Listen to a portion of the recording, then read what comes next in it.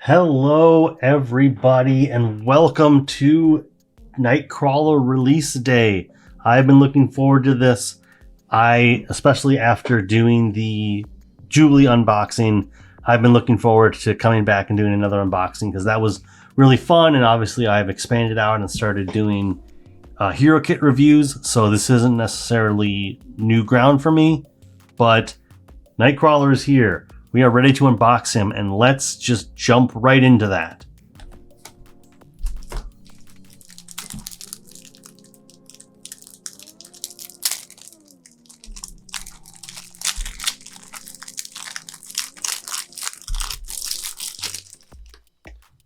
So,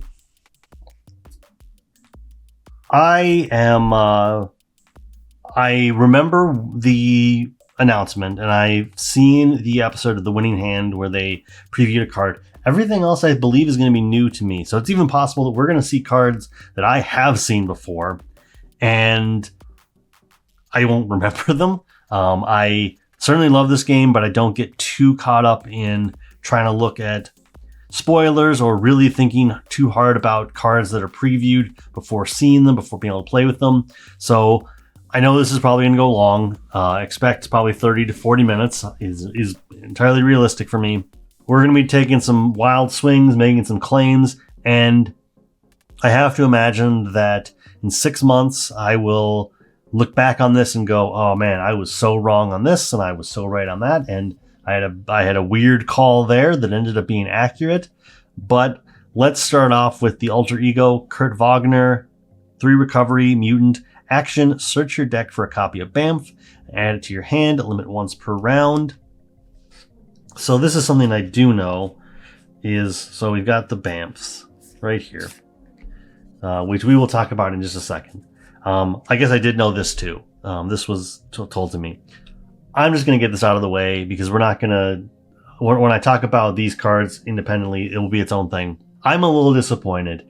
I thought it would be a really funny joke if Fantasy Flight decided that the signature ally would also be Bamf because it was a character, these little mini they look like Nightcrawler, but they're like weird elf things from his mini series. They were also called Bamf. I thought we had the opportunity for Fantasy Flight to really play a trick on us because the way this ability is worded, it does not say go get the Bamf upgrade. It just says go get a copy of Bamf. And if there was an ally named Bamf, so that you had the flexibility of getting this upgrade or getting an ally, I thought that was going to be super, super cool. Did not happen. Like I said, we will talk about these cards in their own time. This is currently, we're talking about Kurt Wagner. Still, I think the ability to search for a copy of Bamf, and we will hyper-analyze that in just a second. I think the ability to look for that plays into what he wants to do, does lean towards the idea that he will want to be going to alter ego on a fairly regular basis. I was going to talk about this real quick. He's got 6 hand size, 9 hit points. So gaining back a third of his life every turn is important. And I think means that you need to be fairly diligent about turning to alter ego when you need it.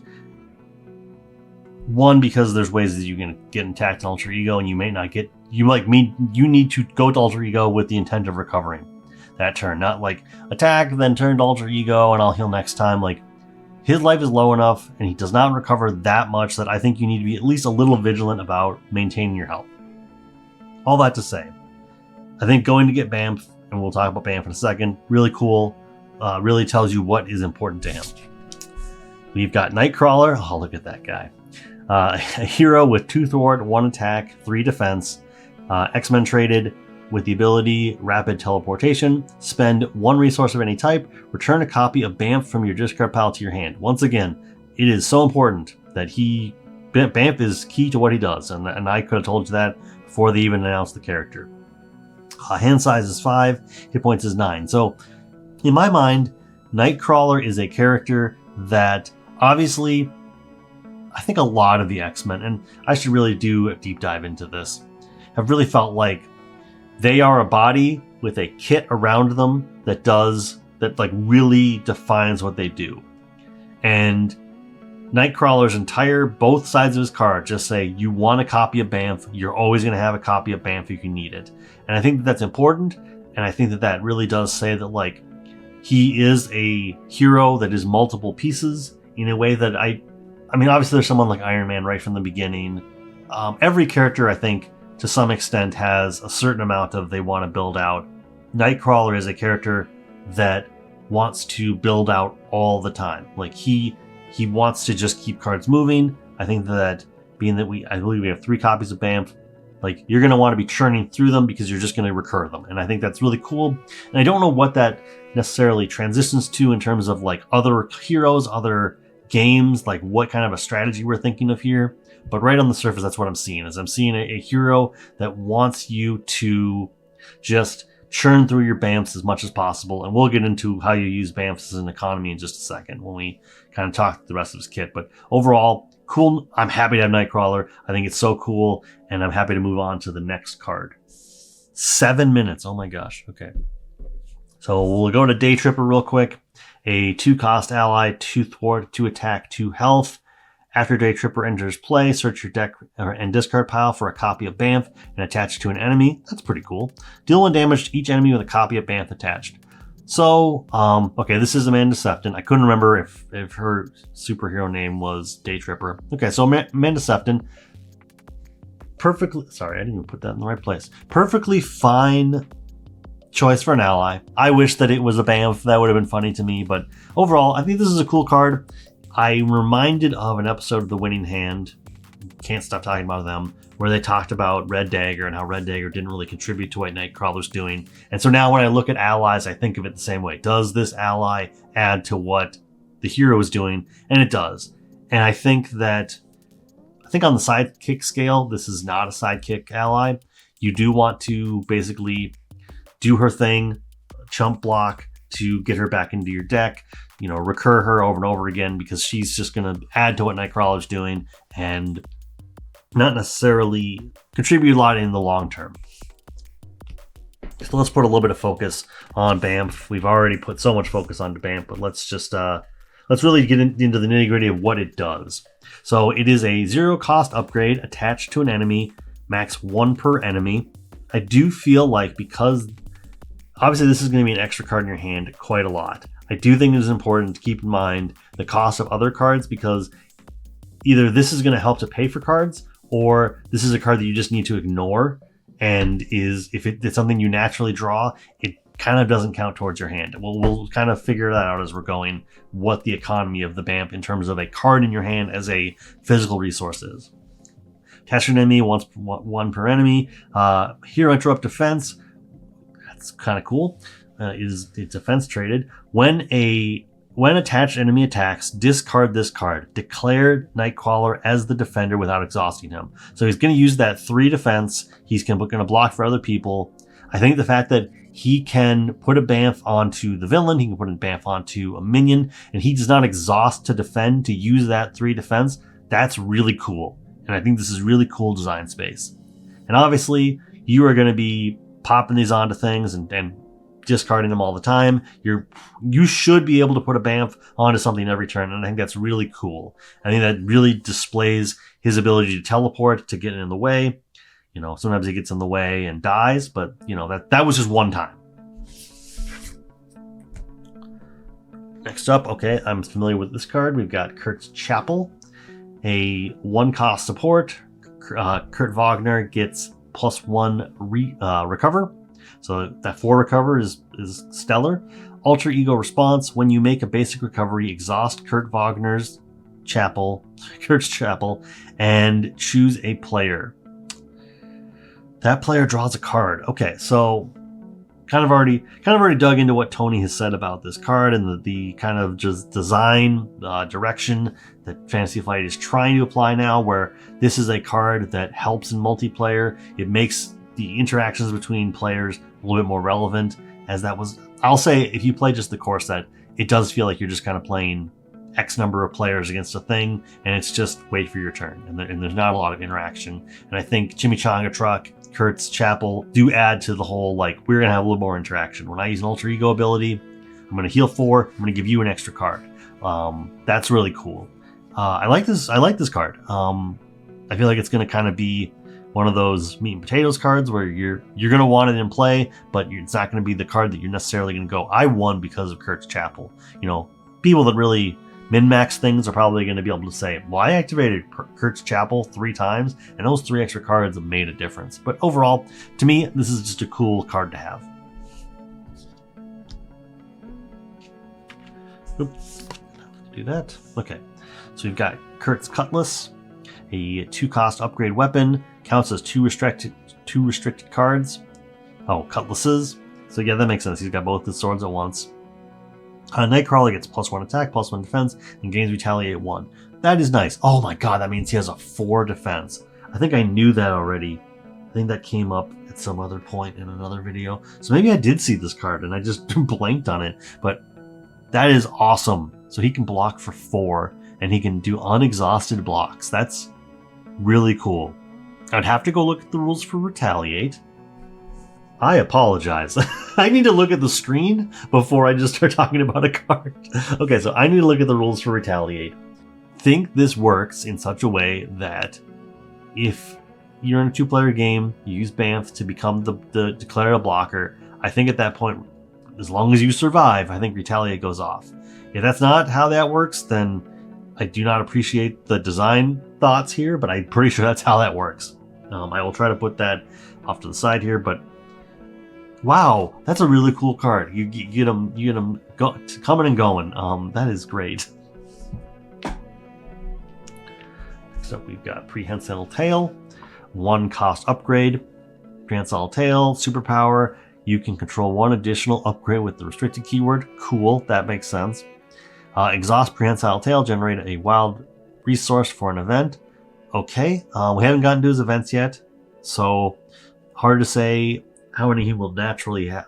Hard to say how many he will naturally have in his deck at a time, but I can also see that if you were playing a protection deck, and I could even, looking at his cards, I would even say that Banff kind of does enough for him to kind of play perfect protection and play an aggression deck, or a justice deck, but like, there are enough events in every aspect that this is probably, you know what, it's not identity specific. So this is going to be, I think this is going to be a great card to just have on hand.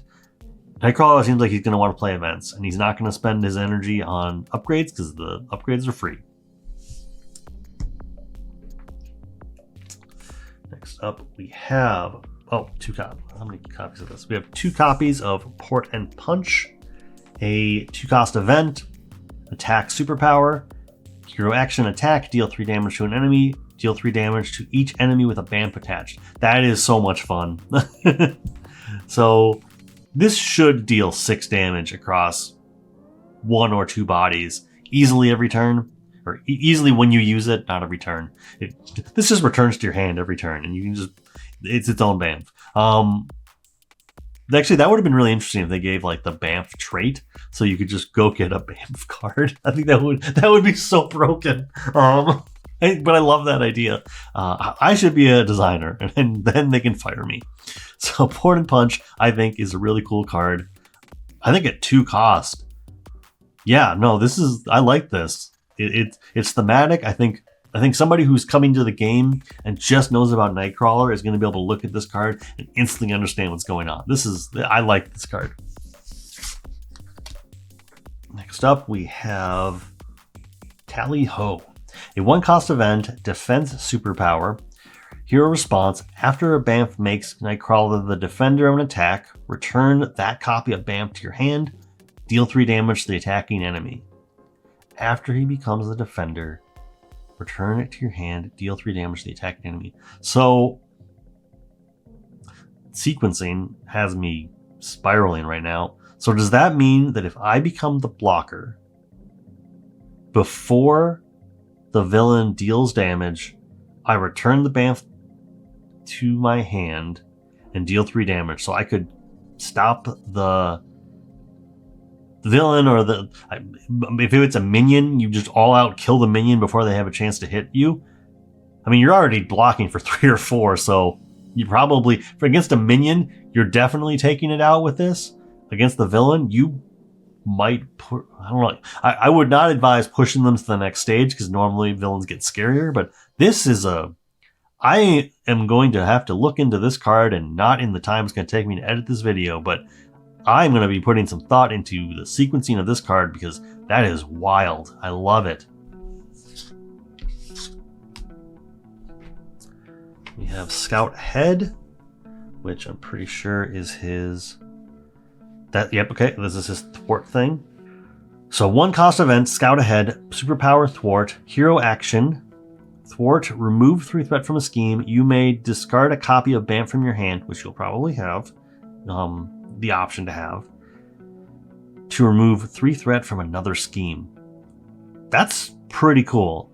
And then this is where we get into the BAMF economy. I like the idea that, like, let's just say you were to take Tally-Ho, and so you have your 1 BAMF, you block, you use BAMF to block, you return it to your hand. On your turn, you use a resource, and that BAMF you just returned to remove 6 threat across 2 different places. Even at its base, 1 for 3, I think, is strong enough that, you know, you have my attention. I'm going to be taking you seriously. Wow. Like, just thinking about this. Like, I know I said, actually just today, in a video I put out today, I'm not a Psylocke player. But this is the kind of complexity that really speaks to me. This is so cool in a way that I feel like really rewards somebody who can think ahead, and you're not even thinking ahead on your own turn. You're thinking ahead on the entire phase. Like, what am I going to do against the villain? How is that going to translate into what I'm going to do on my turn? This card speaks to me. Oh my gosh.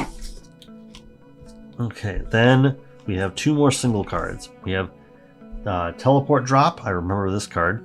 2 cost event. Discard a copy of BAMF from an enemy. Deal 6 damage to that enemy and stun it. I love this. Billy Tan art.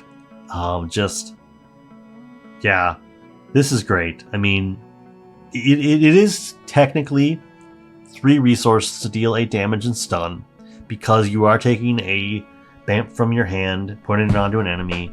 You're using up that card, so you are effectively using 4 cards. So this is kind of like a 3 cost event to deal 8 damage, but you would have the stun, and you don't need to have played BAMF this turn.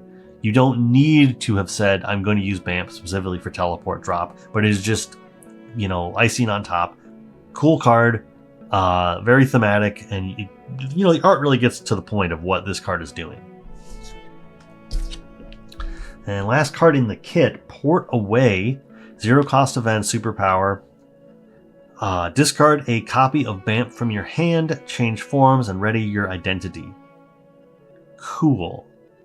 I was for a second going to say I don't know why they put superpower on cards that cost 0, because, like, Depth Focus doesn't do anything. But then I think of a card like Hope Summers, the basic ally that just goes and gets you a superpower. So, you know, sins are absolved. The sins are absolved there. Discard a copy of BAMF, which you're probably going to have. Change form. So, okay, let's just take this as you are in Kurt Wagner form. You heal up. You maybe draw a card off the chapel. Maybe you don't. You then go get a copy of BAMF, discard it from your hand, change to hero form, ready it up. There's a lot to this card. You can either put yourself into safety, or you can put yourself into, you know, combat form. I like this card. Wow, this is a really cool pack. I will say that right up front. Haven't gotten into the aspect cards, but Kurt, you have made one heck of a showing, and I haven't even played with the cards yet, and I can already say that I feel like this is... I think this is the best hero in the wave this far. I'll make that bold statement. I feel like he is accelerating himself towards the upper half of the heroes in the game. I don't know if I'm ready to say he's like a top 10, but he is... I'm impressed. I'm impressed by this hero pack. I don't know if I had necessarily taken in all the nuts and bolts before, but I'm impressed. Let's move on to the aspect cards. Once again, we'll just get these without really paying too close attention. Right off the bat, we've got Rogue, who I remember being previewed. I don't remember. I remember thinking this was his signature ally before looking at the frame.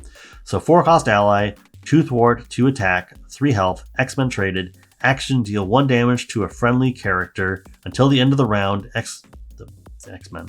Until the end of the round, Rogue gains each of that character's traits and adds that character's printed thwart and attack to her matching powers. Whew.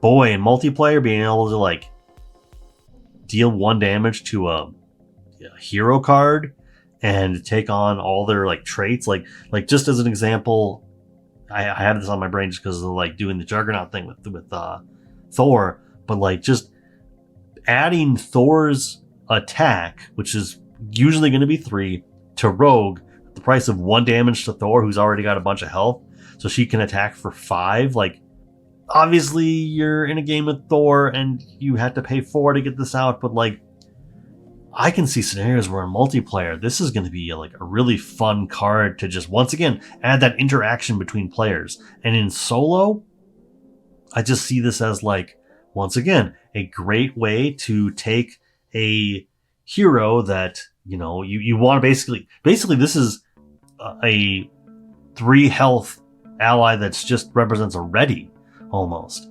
You're saying, hey, how good is your hero? Well, let's do that plus 2 over the course of several turns. Like I don't know that I fully took in this card, and if I did, then I just didn't remember it. But I like what I'm seeing here. Next up, we've got North Star, who I don't know if I remember seeing. 3-cost ally, 1 thwart, 2 attack, 3 health, X-Men traded. When a boost card is turned face up during an attack, deal 1 damage to North Star, cancel all boost icons on that card. Ooh. This can be a lifesaver. Like, you don't need to exhaust him, you just need to deal damage, which is a cost. Either at that point you're choosing to either deal 4 damage, thwart 2, whatever, and take 1 damage to prevent a really gruesome boost ability or boost. I don't know.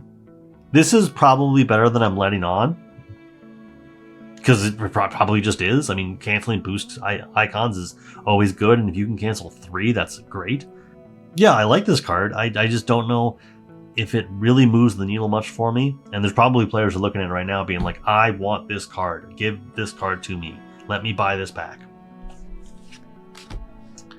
All right, moving on to... Okay, let's just get the reprints out of the way. So we got reprints of Powerful Punch, a 2-cost event, attack, defense, and hero interrupt, attack, defense. When an enemy initiates an attack, deal 4 damage to that enemy. This has proven to be good before. I'm happy to see a reprint because I do support... If I'm playing Marvel Champions, I'm probably going to be supporting multiple players. Don't know that I'm going to be supporting multiple protection players, but in terms of just getting this card out there, I like this card, and this is a card that's probably here in this deck to be able to sub out. Thinking from a gameplay perspective, it's an easy card to sub out, but in terms of just a card, I like it. And was that the only... Oh, okay, sorry. Then we got new art for Power Protection with... Who is this? Okay, that's Colossus. Just, I guess, stopping something in Russia or something. Yeah, well, you know what the card does. Power Protection. I'm happy to see that we got new art for all the powers of throughout the wave. Like, having the power of all of us was certainly something that I think probably was impactful, but, it's always cool to get new art. Then we've got 3 copies of Change of Fortune, 1-cost upgrade. Play under any player's control. After you defeat an enemy during the villain phase, exhaust this card, draw 2 cards. Okay, so I do remember seeing this card now. Got Kitty Pryde fighting Silver Samurai. After you defeat an enemy during the... I mean, we know that Nightcrawler has the ability to do this. I suppose Powerful Punch is also a way to do that. So having that in here is cool. I think that this is the kind of card that a protection player is going to give to somebody else at the table because they're probably going to be able to key off this a little bit better. I'm kind of at a loss. I don't know the card pool in protection nearly as well, so there might be cards that do. Okay, so I guess Flow Like Water and Electrostatic Armor do add to this archetype. This goes on top of that. And in terms of, I suppose if you're like Retaliate, if you're Black Panther Retaliate and that one Retaliate damage were to defeat something, or your Magic with a Retaliate, or even Nightcrawler has Retaliate. So if you are a Retaliate hero, I can see this card being something that you were going to consider. Maybe you have 2 copies in there just so you make sure you hit it. I can see this being a good multiplayer card where you know somebody else is going to be able to use a different aspect to key off this a lot easier. And suddenly they're drawing 2 or 3, they're drawing 2, 4, 6 extra cards in a game. Yeah, this feels like a roleplay card. And once again, it's one of those cards that will do a lot of good, but you might not necessarily attest that to why you won or lost. And then we've got Under Control. I feel like I've seen this comic book. A 0-cost upgrade, Tactic, attached to a minion, max 1 per minion. After a hero defends against attached minion's attack and takes no damage, deal 4 damage to attached minion. Okay, so that's another way to turn Change of Fortune into a activation. I think this is a cool way to use Pin Down to basically neutralize a minion. God, at that point, so you're attaching 2 upgrades to a minion just so that you can take them out without. This card has purpose. This card will see play in some form. There are players out there that want to use this. There's probably heroes out there that just jive with this super great. Everything I can think of right now feels like you're doing a lot of work. You're committing a lot of resources to kill a minion without having to attack them. Maybe I'm overlooking something. Maybe there's something there that just really is great. I'm not seeing it at the moment, but I do feel like this is the kind of card that somebody wants to play. Like, this is going to be someone's favorite card in the pack.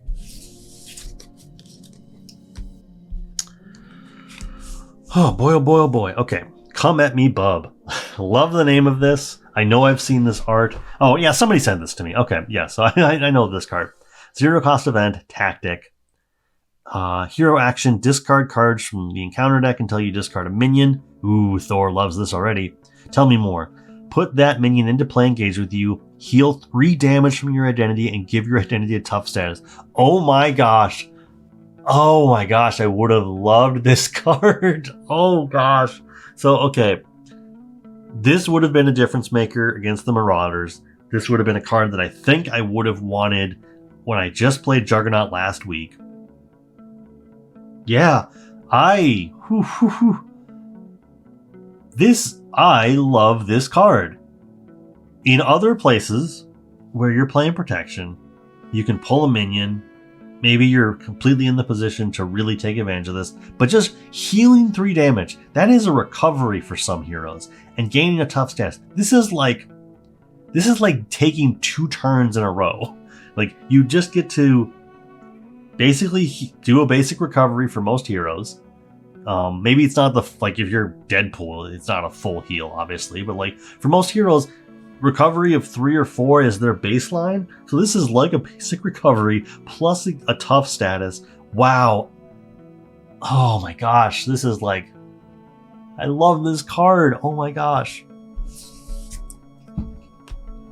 And last multiples, we have Repose. English is weird. Oh, sorry. English is weird. So 1-cost event, defense. Hero interrupt defense. When your hero defends against an attack, it gets +2 defense. God, Nightcrawler would have a 6 possibly. He's not taking any damage from that. If you take no damage from this attack, deal 3 damage to an attacking enemy. Okay, so let me think about this because I just praised Nightcrawler for this. But I'm going to put this in frame of reference of Domino, my go-to protection hero. This is awesome. I like. Wow. Okay, Come At Me Bub is my like favorite card for Thor from this pack. This might be my favorite card for Domino from this pack. And once again, this is the way... Okay, so this pack is sort of building an archetype for you. If you want the archetype of defeating minions or defeating villains on the villain phase, this is the pack for you, because it will open up that archetype for you super easily. This is the Change of Fortunes pack. I like so many of the cards in this pack. This is so cool. And then the last protection card is Astonishing X-Men. Victory 0, player side scheme, cost 1, victory 0. After an X-Men character defends against an enemy attack and takes no damage, remove 1 threat from the scheme. When defeated, stun and confuse each enemy in play. When an X-Men character defends and takes no damage, you remove 1 of the 5 threat. So you can just thwart this if you want to, or over the course of a couple turns, you can just take it all down, and then when you need to... Okay, here's how I would play with this card. You get it down to 1 or 2 threat, and then when you need to just like stun all the Ultron bots or stun all of the Marauders and Nasty Boys, you just thwart, and then put this into the victory display, stun and confuse everything, and you've just bought yourself 2 turns. I like that this is in trade lock. You don't have to play this with X-Men. You want to play this with X-Men. There is a reason to play this with X-Men, but you don't have to. And I think that is cool. I like, obviously, the X-Men have been the darlings for the last 2.5 years, but this just screams to me that they are like letting other traits really get in on the fun here. Like I said, you're incentivized to play with X-Men here, but like you don't have to. And this might be, I mean, it has 5 threat on it, so it's not like the other player size schemes that come in with like 2. But this seems like a really great player side scheme for the protection aspect. I don't have a lot of love for other player side schemes in the aspect, like healing up some damage, putting some tough statuses on your heroes. Like, that's all well and good, but like this can be a complete tempo change in your favor. That, like, this is one of those cards that really makes you feel like a superhero. All right, basic cards. So let's just get these right out of the way. You got your basic energies. Cool. Actually surprised that these have not been showing up. Like, I would say that there's 4 or 5 printings of these. These have not been showing up everywhere, which I think is probably good. These are such a like staple card that everybody's already got them, and so they probably would say like, well, I don't need more of these, but obviously they think that Nightcrawler is the kind of hero that does want this. He doesn't have his own energy resources, or he doesn't have his own resource card, so this is kind of filling in for that. And a fine place for a reprint. Oh, awesome. The amount of times where my Moira McTaggart is somewhere in a deck that I've already built and I need to go sift through it to put it into the deck I want to build. Cool reprint. Happy with that. Reprints, Power of Protection is kind of its own thing, but the reprints, I'm on board with. These have been good reprints.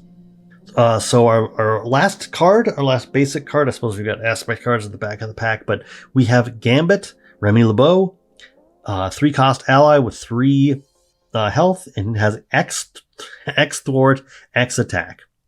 I don't remember precisely how this works, but let's see. Thief, X-Men traded. X is the number of boost icons on the cards under Gambit. Okay, I'm already on board.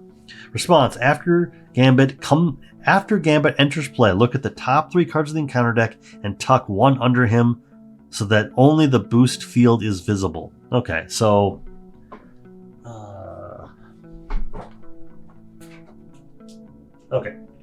so we're playing against Venom and we grabbed Lash Out, so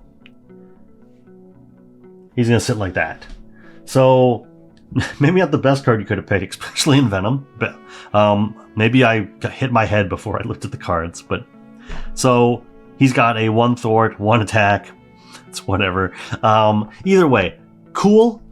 I like the fact that it's very dynamic. I don't think there are any 4 boost icon encounter cards, so this is upper limit is 3. But at the same time, you are getting rid of a card. Probably you're incentivized to get rid of the card with the most boost icons on it. Maybe there's a card you just don't want to see, and when he gets defeated, it'll go to the discard pile. But for the most part, you're going to grab the card with the most boost icons on it, which probably is the card that's the nastiest. And you're going to be able to, he's going to be dynamic, but, he's probably going to average a 2 or 3 for his abilities and get 2 or 3 activations out of this. This is the kind of ally that I don't see myself chumping with, because I feel like he's going to be powerful enough that I want to get all 3 of my activations, whether it's thwarting, whether it's attacking. I want him to do them as many times as possible. All right, so we are moving on to the obligation and the Nemesis pack, and then we'll talk about the other aspects. His obligation is Crisis of Faith. Obligation, give to the Kurt Wagner player. You may flip to Alter Ego, choose to either exhaust Kurt Wagner, remove this from the game, or discard each attack and defense event from your hand. Discard this obligation. That is a hefty cost. Let me just make sure that I understand here real quick. That's an upgrade. I mean, let's be honest, his events are stacked. So that's a big deal. Doesn't hit this. Hits that. So in terms of just like his cards, I mean, hits pretty much every one of his events. And as I've already gushed about his events enough. So this is a choice. I guess if you're exhausted because of what happened during the villain phase, then you can't just remove this from the game. But if you are at the point where you are choosing to discard the events, just to discard that means it's going to come back. But if you're at the point where you need to do that, either your hand already just sucked, or you are in a bad place because you need to just get rid of everything. You're either choosing to take no action with your hero card, or you're just choosing to take no action. Wow. This is a Crisis of Faith. I would wonder what rot I had brought upon myself if I had to make this choice. And oh my gosh. All right. So I think I knew this from the back of the pack when I was driving home, but either way. So our Nemesis is Azazel, a 2 scheme, 3 attack, 3 health minion. Elite. I do not remember how to pronounce that, but that's his race, or the type of demon he is. The Diphlum. He's Quick Strike, that makes sense. Azazel cannot have upgrades attached, so you can't put Bamf on him. And he has a boost ability of deal Azazel to the Kurt player as a face down encounter card. So okay, so if you get the boost ability, well, that means that he's getting dealt to you after a villain activation of some kind. So unless you happen to get like Assault, and this is the encounter card, you're going to get Quick Striked for 3. Boy, oh boy. This is a pretty deadly minion, and he's coming for Kurt in particular. Wow. And he's elite. Okay, that's important to remember. We've got Brimstone Dimension, which is going to be coming into play off of Shadow of the Past. A 5-threat side scheme with... I don't want to blame anybody, but these icons do not have names that I feel like are easy to remember sometimes. When defeated, the player who defeated the scheme finds Azazel and deals it to themselves face down. So I guess that means that even if he's in play, he just gets sucked out of play, gets put down in front of you, and you have to deal with him on Quick Strike. I have no strong feelings about this. It's a cool design. It just makes Azazel poured in all the time. You had to deal with Quick Strike. I think it's a cool card. I don't know that I don't have any strong feelings. Then we have Azazel's Sword. Attached to Azazel is an attachment. Otherwise attached to the villain. Attached enemy gains piercing. Okay, so I mean, Nightcrawler can benefit from tough counters, but he's not going to necessarily have them. Either way, that can be a pain. After attached enemy attacks you, discard one random card from your hand, discard this card. Okay, so it does have a pretty quick way to get rid of it. It does have an additional attack. So that means, like, I was going to say quick strikes for 4, but that's not how that works. I mean, he attacks for 4, but then you discard a card at random and get rid of it. So, yeah, and I mean, once again, just like the villain also gets a large attack. And then we have 2 copies of Brimstone Strike. A treachery. When revealed in Alter Ego, find Azazel and reveal him. He schemes. Oh boy. When revealed in Hero, find Azazel and reveal him. So he quick strikes you. Okay. This is kind of obnoxious too. You know, but at the same time, let's take someone like Spider-Ham, who a lot of people consider to be a very powerful hero. His Nemesis kit wipes the floor with you. It does things that are just painful. Right off the bat, as a reaction, I don't know if this Nemesis kit is in relation to the perceived power level of Nightcrawler, to me, just as a baseline. So, this is an obnoxious Nemesis kit. I don't know like I said, I don't know if it matches Nightcrawler's power level. Kind of like how, I don't know if I subscribe to this necessarily, but everybody talks about how powerful Doctor Strange is. And I've looked at the Nemesis kit. I don't know if that matches the profound power level that everybody puts on Doctor Strange. And that might be a case right here, is you got a powerful hero with a Nemesis kit that is, you know, a 6 out of 10 for an 8 out of 10 hero.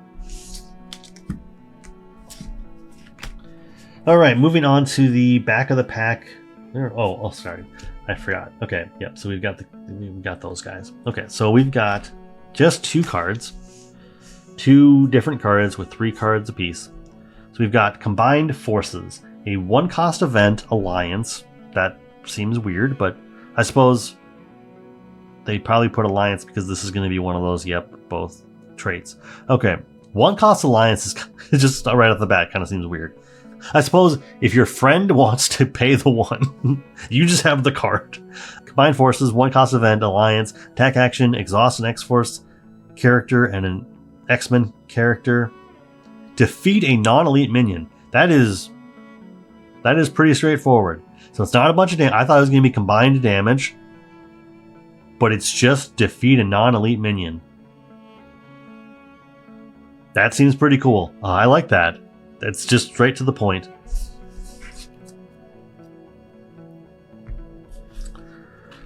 And Gunboat Diplomacy. 1-cost event, alliance again, attack thwart. Hero action, attack thwart.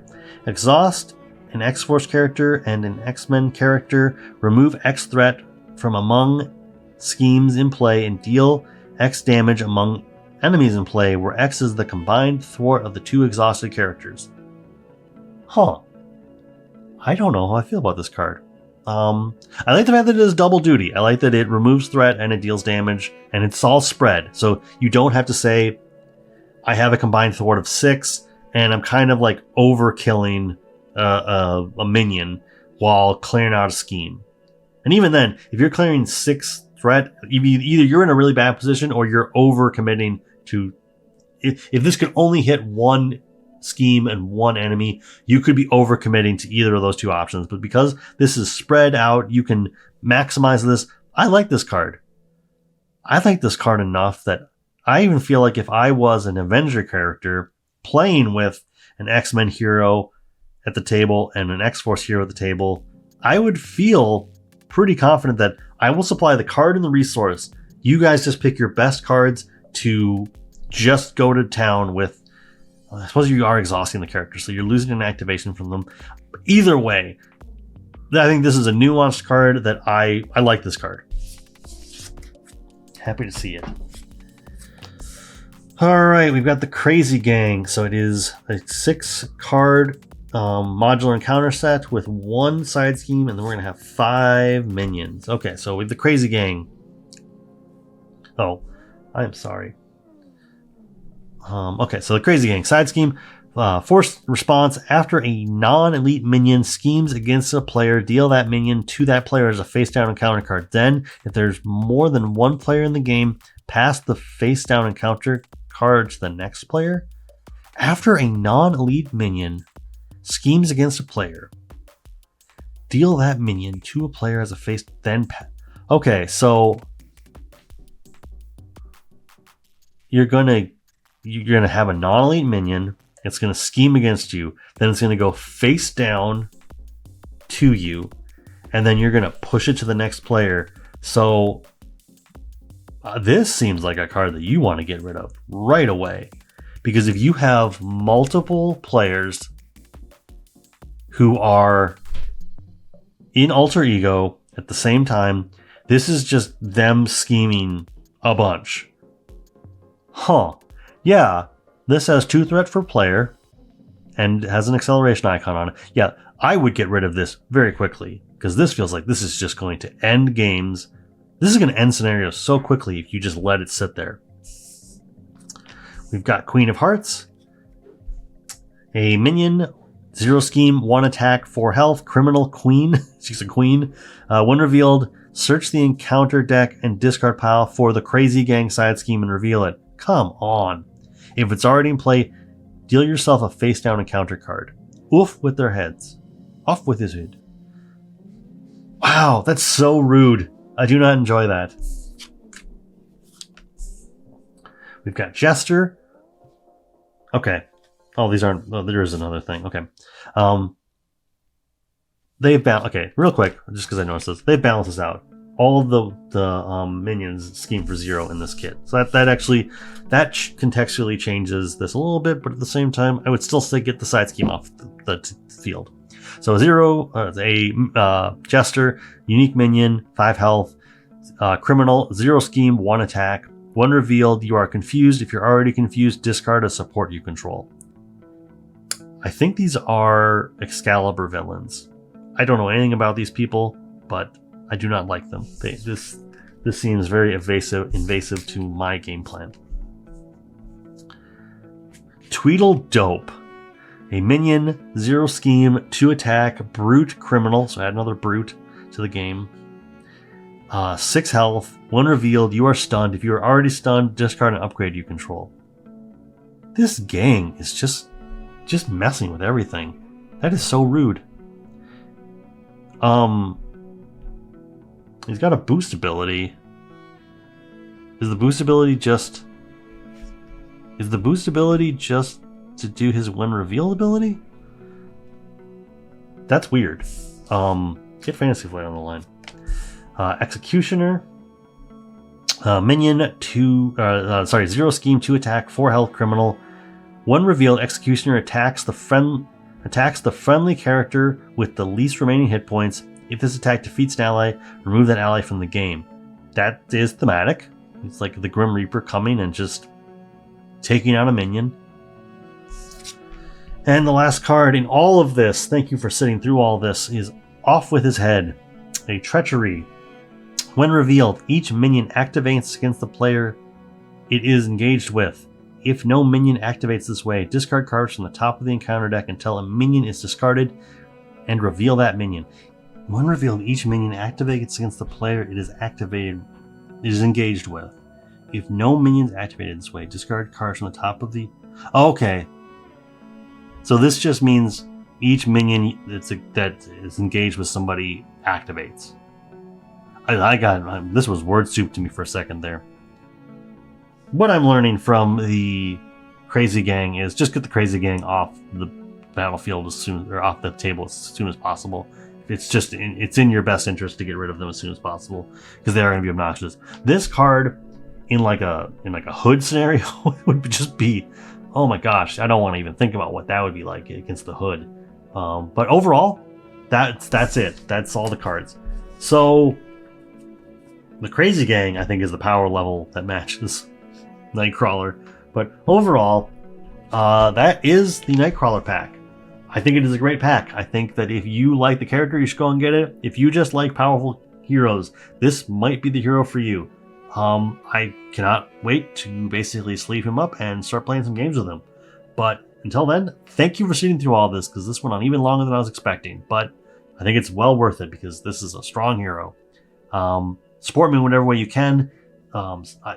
Subscribing is probably the best thing you can do right now, because I'm just trying to build up my subscribers and my watch time. I did not make this super long to get a longer watch time, but that's just what it is. That's what unboxing videos are now. It's just longer videos. Until next time, I will catch you all later.